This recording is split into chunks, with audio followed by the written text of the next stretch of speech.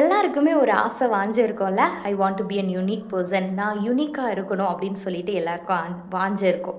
ஆமாங்க, இன்னைக்கு இருக்கிற நிறைய பேருக்கு அப்படி தான் இருக்குது. அவங்கள போல் நான் இருக்க மாட்டேன், நான் தனிமையாக தான் வீடு கட்டுவேன், நான் தனித்துவமாக படிப்பேன், என்னுடைய ஆக்டிவிட்டீஸ் பிஹேவியர் எல்லாமே யூனிக்காக இருக்கணும் அப்படின்னு சொல்லிட்டு எல்லாம் வாஞ்ச இருக்கும். ஆனால் என்னுடைய வாஞ்ச என்ன தெரியுமா? சில காலங்களாக, சில வருடங்களான்னு கூட சொல்லலாம், நான் வந்து ப்ரேயர் பண்ணும்போது ஒரே ஒரு வார்த்தை சொல்வேன், இசப்பா என்னுடைய நடக்கை, என்னுடைய பேச்சு எல்லாமே உங்களை பிரதிபலிக்கதா இருக்கணும், என்ன பார்க்குறவங்க உங்களை பார்க்குறதா இருக்கணும் அப்படின்னு சொல்லிட்டு தான் நான் ப்ரேயர் பண்ணுவேன். ஆனால் இப்போது ரீசெண்டாக நடந்த ஒரு விஷயத்தை உங்ககிட்ட ஷேர் பண்ணுறேனே.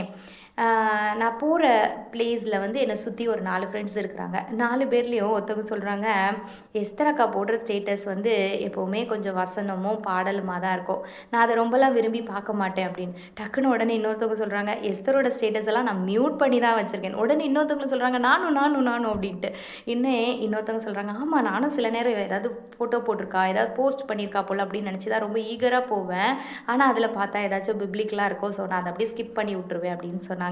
அப்போ எனக்கு ஒன்று தோணுச்சு, ஓகே இவங்களை சாட்டிஸ்ஃபை பண்ணுற மாதிரி நம்ம ஏதாவது பண்ணோமோ, ஏன் இவங்க வந்து விரும்ப மாட்டேங்கிறாங்க அப்படின்னு என் மாம்சம் உணர ஆரம்பிச்சுது. ஆனால் உள்ளான மனசு என்ன தெரியுமா சொல்லிச்சு, நீ போடுற வசனமோ நீ போடுற பாடலும் ஆனால் சிலரை தேற்றுது அப்படின்னு சொன்னாங்க. ஏன்னா சில நேரம் நான் எக்ஸ்பெக்டே பண்ணியிருக்க மாட்டேன், அந்த பர்டிகுலர் டேயில் யாராச்சும் வந்து எனக்கு மெசேஜ் பண்ணுவாங்க, அக்கா நீங்கள் போட்ட இந்த வசனம் என்னோடு பேசினதாக இருந்துச்சு அப்படின்னு சொல்லுவாங்க.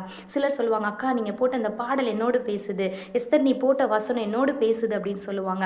அப்போது எனக்கு ஒன்று தோணுச்சு, இந்த சிலரை நான் வந்து சந்தோஷப்படுத்தணுமா, ஆண்டவருடைய வார்த்தையினால் மற்றவங்க ஆறுதல் அடைகிறாங்கல்ல அதை நான் வந்து முடிவு பண்ணணுமா அப்படின்னு சொல்லிட்டு என் முன்னாடியே ஒரு கொஷின் மார்க் நான் வச்சேன். அப்போ ஒன்று முடிவெடுத்தேன், உலக மனுஷனை போல் நம்ம இல்லை, ஆண்டவர் நம்மளை வேறு பிரித்து வச்சுருக்காங்க அப்படின்னு சொல்லிட்டு அந்த இடத்துல நான் சந்தோஷப்பட்டேன். ஒன்று தாங்க, நீங்களும் நானும் ஆண்டவரை போல் வாழ்கிற வாழ்க்கை இருந்துச்சு அப்படின்னா நிச்சயமாக சந்தோஷமாக வாழ முடியும். இந்த உலகத்தில் நமக்கு சந்தோஷம் கிடைக்காது, எல்லாரும் நம்மளை வெறுப்பாங்க, ஒதுக்கி வைப்பாங்க, நம்மளை இக்னோர் பண்ணுவாங்க, ரிஜெக்ட் பண்ணுவாங்க, எல்லாம் நடக்கும். ஆனால் பரலோகம்னு ஒன்று இருக்குங்க.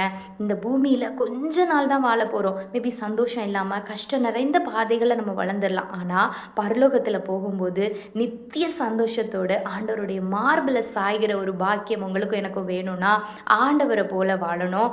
ஆண்டவருடைய சுவாபத்தை நம்ம தரித்து கொள்ளும்போது நிச்சயமா மேன்மைகளை பெற்றுக்கொள்ள முடியும். May God bless you. By.